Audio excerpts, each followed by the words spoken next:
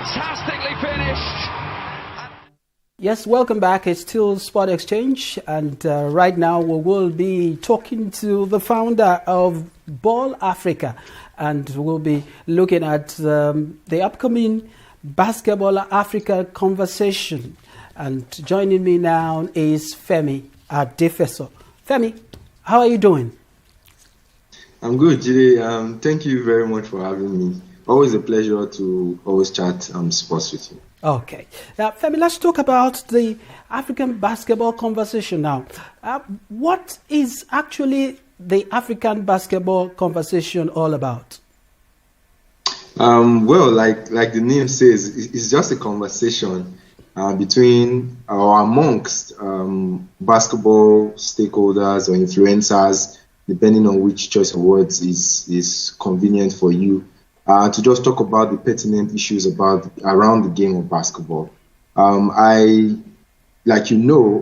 of the frontline voices for basketball, not just in Nigeria, but in Africa. Having covered about 5 Afro-Basket championships and gone on to cover the NBA All-Star weekend as well. I realized seemingly I seem to be the voice in the wilderness, as it were. And after coming back from that trip to Los Angeles, I just thought of, beginning to scout for people who also were doing the same things in various parts of the world, and in Africa to be precise. And then the journey started for me, and I've been lucky enough to get a good number of people who do the same thing in different countries, from South Africa to Tanzania to Ghana. I can go on and on and on. This conference will be having actually 12 people from 9 different African countries. Unfortunately, we couldn't get everyone to sign up like we wanted to. But the idea is just basically to look at the game of basketball in a continent like Africa, where football is king. I for one, I believe basketball has come of age, and it's about time we begin to look at ways to grow the sports beyond what it is. You look at how many Africans in diaspora are doing great things out there, and there's very little attention, very little notice with regards to what they're doing. So it's just a way of finding a connect, building a platform, and beginning to influence the popularity of the sport and the game. And let's start dealing with the issues that are affecting the growth of the sports on the continent. All right. Now, Femi, yes, let me ask you, are you looking at this conference setting the tone for the Basketball African League as well? Yeah, definitely. It's going to be part of what we'll be discussing, to be honest with you, because that's like the new bride of basketball on the continent, and it's setting the tone for what it will be in the next, say, 2, 3, 4 years. According to Amadou Gallo, he says he has a 10-year plan. With that, but definitely it's something we'll discuss. But really, the most pertinent issues are, the issues that affect, the African players playing in the domestic clubs. Now, they need to play at the clubs before they can qualify to play at the Basketball Africa League. So that's like top tier. What's happening beneath? Those are some of the things we need to talk about. How are clubs being run? What is the promotion going into those clubs? What's the financing like? I heard a story of a player who is stuck in Tunisia prior to the COVID-19, and he's still been there. He hasn't been paid. He was actually acquired to come play the Basketball Africa League, and for the last 4 months, he hasn't received any salaries.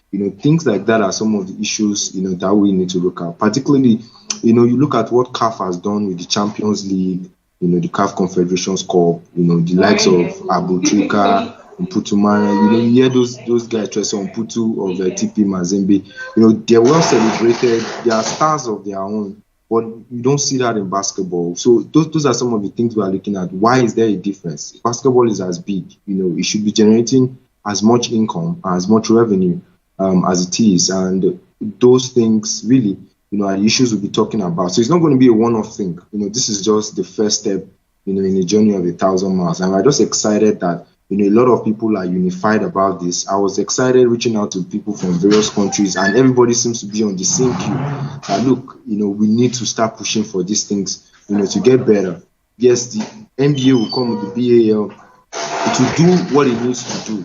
But beneath that, how many clubs will be able to benefit from that bounty every other year? What goes down to the under 17s, the under 18s, level?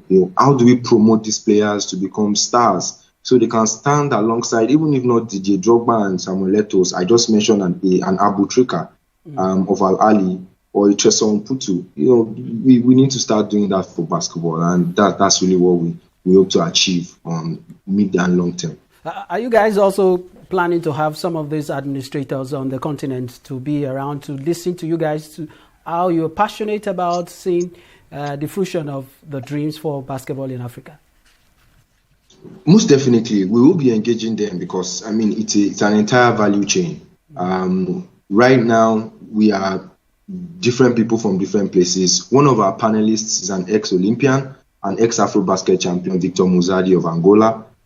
So he's been there as a player. Now he runs an outfit called Muzadi Court, which organizes 3-on-3 basketball across Eastern and Southern Africa.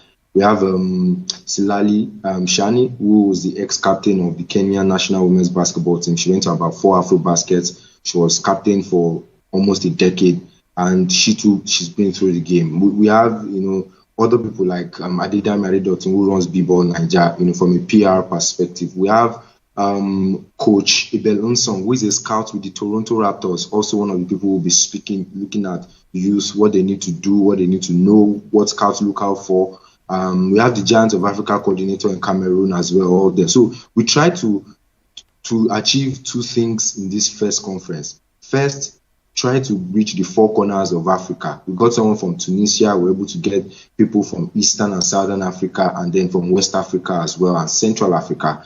So that is just to give, a total footprint of trying to reach out to everyone. Then secondly, we got different sectors, from the media, to coaching, to scouting, to ex-players and administrators. We have the president of the Cameroonian Central Regional League, also part of the facilitators here. And so we've really gone all out to ensure that we try to pick everybody to come together, from the various aspects of developing the sports and promoting it. And then we go from here as to the next conversation. So that's why we just called it an African basketball conversation. Then we'll be having different topics we will be talking about. So it's non-exhaustive. It's going to keep going on, and we'll keep doing this maybe quarterly, maybe monthly. But for now, we don't want to rush things. We want to take it one step at a time, and we'll see how we can get everybody on board to focus on achieving these goals that we want to, and hopefully, we become, a major driving force as regards to where the pendulum of basketball swings in terms of development. Okay, thank you very much, Femi, for joining me. Femi, by the way, is the founder, once again, of Basketball Africa, rather, and they are putting together African Basketball Conversation. I wish you all the best, Femi. Thank you very much. Just let me say this very quickly before I go. Ball Africa is actually an acronym.